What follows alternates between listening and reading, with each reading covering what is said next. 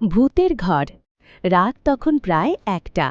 গ্রামের এক কোণে পুরনো একটি বাড়ি, যেটা বহু বছর ধরে পরিত্যক্ত। কেউ কখনো সাহস করে সেখানে যায় না। লোকজন বলে ওই বাড়িতে একসময় এক জমিদারের পরিবার খুন হয়েছিল। তারপর থেকে নাকি রাতে কান্নার শব্দ শোনা যায়। তবু শহর থেকে আসা ৪ বন্ধু রনি, ইমরান, সুমন আর অর্ক চ্যালেঞ্জ নিল যে তারা ওই ঘরে রাত কাটাবে, মজা আর সাহসিকতার খাতিরে। ৪ জন মোমবাতি নিয়ে ঢুকল ঘরে।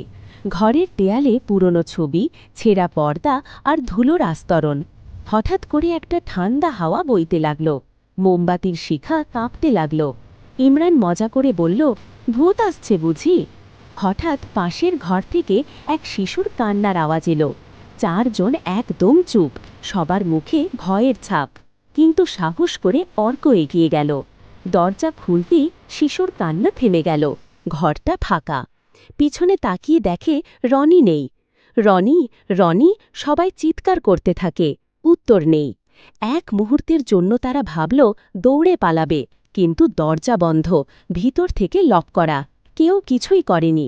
তারপর তারা দেখল দেয়ালে রক্ত দিয়ে লেখা, তোমরা ৪ জন এসেছিলে, এখন